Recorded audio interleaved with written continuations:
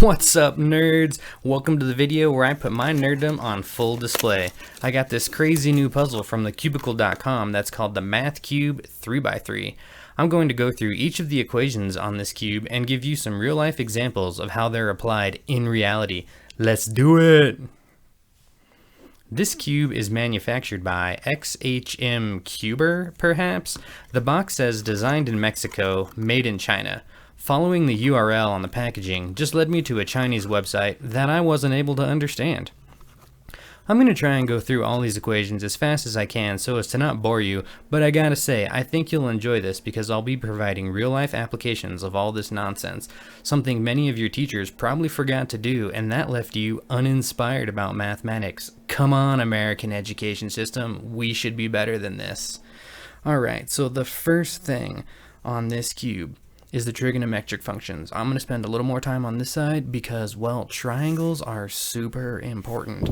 So, first up, we've got sine of theta, cosine theta, tangent theta. This is something many of you have probably seen before, where sine of theta, or an angle, is equal to the opposite side over the hypotenuse side. So let's take a look at a basic right triangle, the 3, 4, 5 triangle. So in this case, theta over here on the left, we know that sine is equal to 3 over 5, opposite over hypotenuse. Cosine would be 4 over 5, adjacent over hypotenuse.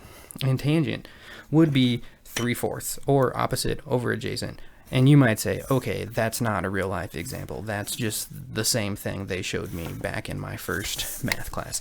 And I would agree with you. So this one's pretty involved. It's the longest of the whole episode, but I think it's pretty cool. So let's say we've got this bridge here. It's supported by a truss. The bridge is 50 feet long. The truss is 15 feet tall.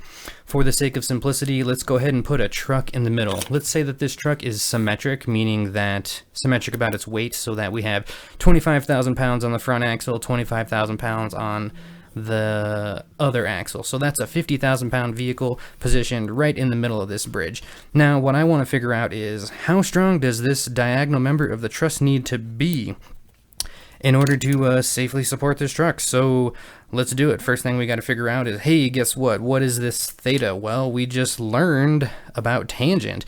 So if I notice that this hypothetical line right here bisects the horizontal, I know that the tangent of theta will be equal to 15 divided by 12.5, or the inverse tangent of theta is 50.2 degrees. That's great. We use the tangent function. Now let's say that the this little thing I got drawn here is a dot. Looks more like this crazy steel thing right here, where we've got this diagonal member coming in, we got this other beam coming off to the right, and something that, you know, holds up the whole dang bridge, because that would definitely be a good thing. I can take that and then idealize it into this little dot with some forces. These red arrows here represent the forces. So then let's look at this ft here, f of the truss. Well, guess what? You can take any vector component and break it up into its scalars. So in this case, I've got ft, which is on some skew. I can break it up into fty and ftx. So I know that fty is equal to ft sine of theta, ftx is ft cosine theta. Well, let's figure out how strong this thing has got to be. We know it's a 50,000 pound truck. It's positioned right in the middle. Both sides are going to carry 25,000 pounds. So let's use Newton's second law. The sum of the forces in the y direction tells us that f of s, that's the 25,000 pounds, minus fty equals 0. Well, we just said that fty was equal to ft sine theta, so 25 equals ft sine theta, or ft equals 25 over sine theta, which equals 32,500 pounds. That was pretty neat. We just figured out how strong this truss needed to be, and sine was the key to it all. Alright, let's go ahead and do the next one. Got some of the forces in the x direction. Fb minus ftx equals 0, so ftx equals ft cosine theta, f in the beam equals 20.8 or 20,800 pounds. We just used sine, cosine, tangent to help us design a bridge, and nobody died. Triangles are super important, kids. Okay, let's do the next stuff a little bit faster. Here we go. E equals mc squared, the backbone of Einstein's theory of special relativity. This equation states that energy is mass times the speed of light squared. This formula is fundamental, and it relates the energy to mass, which is fundamental in all of physics. So an obvious example of this equation is the process of nuclear fission. This is when the atomic nucleus separates into multiple particles, and as a result of this separation, energy is released, kinetic energy. This process is at the core of nuclear energy and, unfortunately, nuclear weapons. So, speaking of kinetic energy, that's the next one. EC equals 1/2 mv squared. This and the equation below that, EP equals mgh. We have kinetic energy and gravitational potential energy. Let's say you take a ski lift up a mountain, or you walk your bike up a hill. Compared to the bottom of the hill, as you get towards the top, your height is getting larger, so you are gaining gravitational potential energy. As you get to the top of that mountain, you have the most potential energy you can achieve because, well, you're on top of a mountain. How are you going to get any higher unless you take an airplane or something? Okay, so now you're going to go down that mountain. Let's say you're skiing or you're on your bike. As you go down, you are converting your gravitational potential energy. You're losing potential energy because H is becoming smaller, therefore E is becoming smaller. But as you're doing that, you are speeding up. Your bike is going faster. You are skiing at a more aggressive rate. That means that your velocity is increasing, and your kinetic energy is therefore increasing. So these two things are intimately related. This is also pretty fundamental to like stunt car drivers. Say, they want to do one of those crazy Red Bull things where they take a car and they jump it. Well, the engineers are going to go and figure out like how fast the car has to be going, the kinetic energy, figure out how high the ramps need to be on both sides. That would be the change in gravitational potential energy. And from that, they can figure out how to make something look pretty cool. Let's do the next side. W equals 2 pi f. I should not say W, that's an omega. Omega equals 2 pi f. Now, this is the angular speed. It could also be angular velocity if we were including this in a vector form, but I think the way it's written, it's a scalar. So if you've ever taken a top and spun it, or if you've taken a coin and spun it around on your desk, you'll notice it'll spin and all things are good, and then eventually it falls down. Well, why does it do that? Well, when the angular speed is really high, it has enough force to counteract the force of gravity. And as the angular speed drops, it can no longer counteract gravity, and then the top or the coin is forced to fall.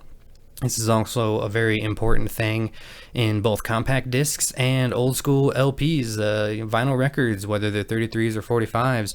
If you've played a vinyl record at the wrong speed, you know how crazy that sounds. And that's because it needs to be traveling at a certain angular speed in order to sound correct. Alright, the next equation here. V equals delta D over delta T, or velocity equals the change in distance over the change in time. If no vector is included in the D term of this equation, well, we've got a scalar and we just simply call that speed. A car travels 100 miles per hour west in 4 hours. I did not say that right. A car travels 100 miles west in 4 hours. Now we now know 100 miles divided by 4 hours. The velocity of the vehicle is 25 miles an hour. The next equation, A equals delta V over delta T. The derivative of velocity and the change of velocity with respect to time. Let's say, well, this is just a fact, I looked this up. The 2019 Lamborghini Aventador SVJ can go from 0 to 60 miles per hour in 2.5 seconds. This means the car is accelerating at a rate of 35.2 feet per second squared. Using the gravitational constant of 32.2, we know that the driver is now feeling 1.093 G's during this test. That's pretty cool. Next thing on this cube, a pretty common one, something a lot of you probably know. Pythagorean theorem. Let's go back to that 3, 4, 5 triangle. Let's say that C is the 5, A is the 3, and B is the 4. That means that 5 squared equals 3 squared plus 4 squared, or 25 equals 9 plus 16, or 25 equals 25. That's a fact. Thanks for not lying to me, math. I really appreciate that. The next one, y equals mx plus b. Oh yeah, this is the equation of a line, or the slope-intercept formula, you might have heard it called. Well, this essentially means that a value equals the slope times whatever variable you put in plus the intercept, or the initial starting value. That's what you get. So let's use this to let's do something weird. Let's say that I want to own 200 Rubik's Cubes. As of today, I own 121 twisty puzzles. So how long will it take me to get to 200 cubes if I buy 4 cubes a month? That's a lot of cubes, but that sounds awesome. 200 equals 4, that's m. X plus b, that's 121. 200 minus 121 is 79, equals 4x divided by 4. X equals 19.75 months to get to 200 cubes. Another example, say you expect your car to last 200,000 miles. You drive your car 20,000 miles a year, and it currently has 48,000 miles on it. 200 minus 48 divided by 20 is 7.6. You can drive that car for 7.6 years before you start to have problems and have to get a new one. The next one, oh yeah, m, how to calculate slope. M equals y2 minus y1 over x2 minus x1. Well, let's go ahead and say I want to build a shed in my backyard. I know that the roof needs to be on a 6 to 12 pitch. What that means is that for every 12 inches I go over, I need to go up 6 inches. That would be rise over run. That's what slope is. M equals rise over run, so m equals 6 over 12. And the other side of the equation equals y2 minus y1 over x2 minus x1. Well, for simplicity, let's let the top of the front wall just equal the origin point, 0, 0. That means I want to solve for y2. Let's say my shed is 10 feet wide, so that means that x2 is 120. So 6 over 12 equals y2 minus 0 divided by 120 minus 0. Therefore 60 over 12, or y2 equals 5 feet. So if that front wall was 8 feet tall, that means the back wall will be 8 plus 5, which is 13 feet tall. That's pretty cool. Alright, moving on. Now we're getting into some heavy stuff. This is the calculus side of the cube. The first line on this is actually super important. If you are a high school AP calculus student, or if you're just taking calculus or even pre-calc maybe for the first time in college or something like that, you're gonna like this. This is the power chain law. What it says is the derivative of u to the n is equal to n times u to the power of n minus 1. Okay, what does that mean? Well, let's say I've got some function. For simplicity, let's call it x cubed plus x to the 4th. Well, let's go ahead and take the derivative of that. Well, in my example, x is really the u. It's interesting they used u here. But I know I need to take, I'm to the power of n, which, so for my first one is x to the 3, n equals 3, so I bring n down in front, so I have 3 times x, and now it's to the power of n minus 1. 3 minus 1 is 2. Let's do the same thing for x to the 4th. Well, I know that to the 4th, that's the n, so n comes out in front. 4 times x, n minus 1. 4 minus 1 is 3, so the derivative, using the power chain rule, of x cubed plus x to the 4th is 3x squared plus 4x cubed. That was pretty neat. The next one, the derivative of the natural log with respect to x is equal to 1 over x. You know what, guys? I gotta throw in the towel here. I don't have a good real-life example for this one. I know that, well, I mean, it's in textbooks. It's got to be true. The derivative of the natural log of x is 1 over x. You know, that's an inverse function, but how does that get used? I don't know. If you're out there, you're listening to this, you're a math guy, you can give me a real physical meaning of what that is, let me know in the comments below. The final one is the derivative of sine of x equals cosine. That is actually pretty crazy. If you've ever seen uniform circular motion, like say you take something tied to a string, swing it around your head, or you get a yo-yo and you just whip it around in a big old circle. It's also just, you know, more realistically a lot of just rotating mechanical parts. Well, as you go around the circle, if you plot the position of a particle, you will notice that it actually makes a sine wave. Like, that's pretty trippy. And then let's, since we're here on the calculus phase, take the derivative of position. That'll give you velocity. And guess what? The derivative of sine, that will give you a cosine wave, and you're looking at it right now on screen. Do it one more time, and guess what? You just go back. You just back and forth, sine and cosine. That's some crazy stuff. Okay, the very last side of this cube. This right here is what made me not want to ever study anything related to electricity and magnetism. These are Maxwell's equations. This is some heavy stuff. Some people really get this. I just never really did. It made me change my major in college. Screw this stuff. It's hard. So the very first one on top, nabla E equals negative dB dt, or Faraday's law of induction, also known as Maxwell's third equation. This equation states that the integral of the electric field around a closed loop is equal to the negative rate of change of the magnetic flux within that loop. Okay, in simple terms, this equation lets us understand that it is possible to create an electric field by changing a magnetic field around it. This principle is what the alternator in your car battery uses to generate electricity while you drive down the road. That's way cooler than how that looks on paper. The next one, nabla.b equals 0. What equals 0? That's got to be a conservation law. Hey, what do you know? Gauss's law of magnetism is a conservation theorem stating that the flux of an electric field out of a closed surface is proportional to the electrical charge enclosed within that surface. What does that mean? This is some crazy stuff, but I know that they use it in electrostatic painting. This is essentially where they take paint that's positively charged and spray it on a really thin piece of sheet metal which is negatively charged, and then they painted it. I don't know what's wrong with regular paint, but they do it. I also know that laser printers use Gauss's law in order to function, but I just don't know enough about electronics to explain it without lying to y'all, so I'm going to skip it. The last one, Ampere's law, also known as Maxwell's fourth equation. Nabla.h equals J plus d over dt. This equation states that the line integral of the magnetic field around a closed loop is proportional to the electric current flowing through the loop. Okay, this principle is used in the calculation of electric current for the design of electromagnets, motors, generators, transformers, and all kinds of other electronic stuff. The most notable example that I actually happen to know about is the GFCI, or the ground fault circuit interrupter. This is that funny looking electrical thing in your bathroom or kitchen. It's got like the button on it.